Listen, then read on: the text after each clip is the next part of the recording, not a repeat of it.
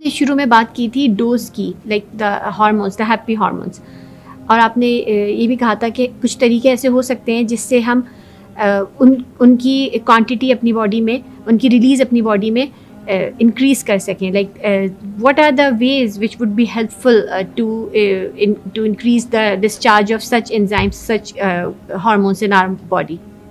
ठीक है, मैंने आपको बताया कि डोज के नाम से जो 4 हार्मोन्स हैं, इनके बारे में एक बात तो मैं आपको बताऊं कि कुछ, जैसे कि सिस्टम जिसने बनाया है, रखा है, कुछ नेचुरल वेज हैं कि इनको स्टिमुलेट करते हैं.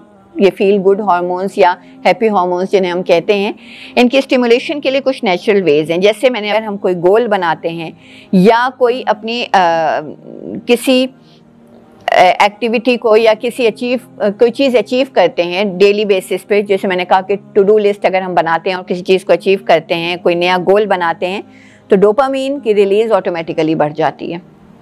इसी तरह when you believe in your self, serotonin की रिलीज़ ऑटोमेटिकली बढ़ जाती है.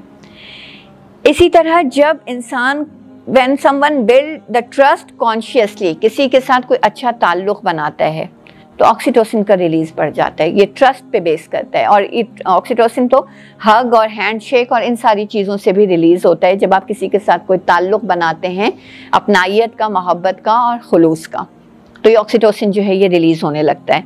आप देखें कि कोई अच्छा दोस्त होता है जिससे आप मिलकर आते हैं. अब हम कोविड की वजह से बहुत ज़्यादा लिमिट हो गए हैं, लेकिन हम जब गले मिलते हैं, किसी से अच्छी तरह मिलते हैं, हमें एक एनर्जी फील होती है, हम एक अच्छा फील कर रहे होते हैं, एक वेल बीइंग का जो हमारा लेवल है ना, वो हाई हो जाता है. इसी तरह थोड़ा सा स्ट्रेच आउट करना, थोड़ा सा हंसना, लाइवली जीना, ये एंडोर्फिन्स के रिलीज़ को इंक्रीज़ कर देता है.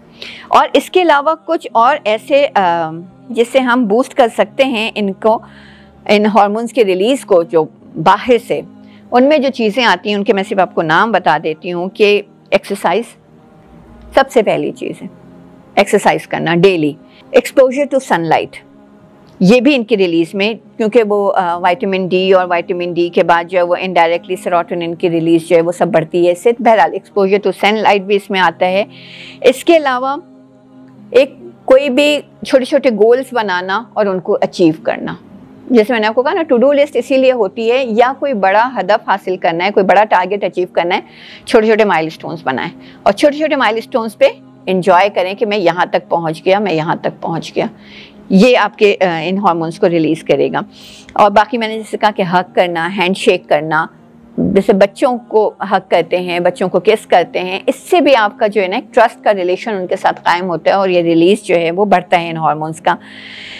फूड्स जिनमें ट्रिप्टोफैन जो है उसकी क्वांटिटी हाई हो, वो लेनी चाहिए. चॉकलेट खानी चाहिए, मगर मॉडरेटली, बहुत ज़्यादा नहीं. मॉडरेट ईटिंग जो है वो चॉकलेट की भी होनी चाहिए. और एक बड़ी इंपॉर्टेंट बात यह है कि eating meals with your loved one, ये जो हम कहते हैं ना कि खाना कम अज़ कम भी एक वक्त का घर में सब लोगों को साथ बैठ के खाना चाहिए, सारे फैमिली मेम्बर्स को, घर वालों के साथ खाना चाहिए, जिसे फैमिली डिनर कहते हैं. इसकी बड़ी इंपॉर्टेंस है.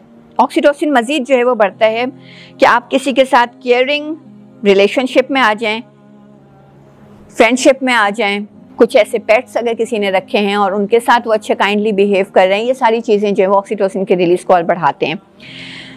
तो मैं आपको ये कह रही थी कि ये सारी बातें जो हैं, या मैंने इससे पहले जो आपको सारी बातें मज़ीद भी बताई कि हमें क्या करना चाहिए और क्या नहीं करना चाहिए, और साइकोलॉजी जो है वो क्या कहती है, और इतने सालों पहले जो है वो क्लिनिकल साइकोलॉजिस्ट ने या प्रोफेसर ने क्या कह दिया.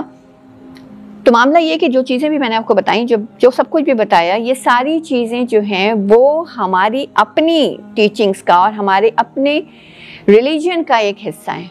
ये सब कुछ हमें पता है, लेकिन मसला क्या होता है कि जब हम अपनी रूट्स को छोड़ देते हैं तो फिर क्या करते हैं, हैंग करने के लिए हमें दूसरे दरख्तों की ब्रांचेस चाहिए होती हैं, हमें किसी और का सहारा और सपोर्ट चाहिए होता है. फिर हम हर वक्त ये देख रहे होते हैं वेस्ट ने क्या बताया है, वेस्ट में क्या इसके बारे में रिसर्च हुई है, वो क्या कहते हैं.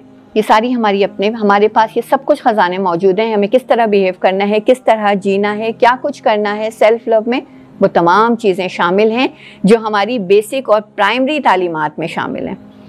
लेकिन अफसोस कि हमने उन्हें छोड़ दिया.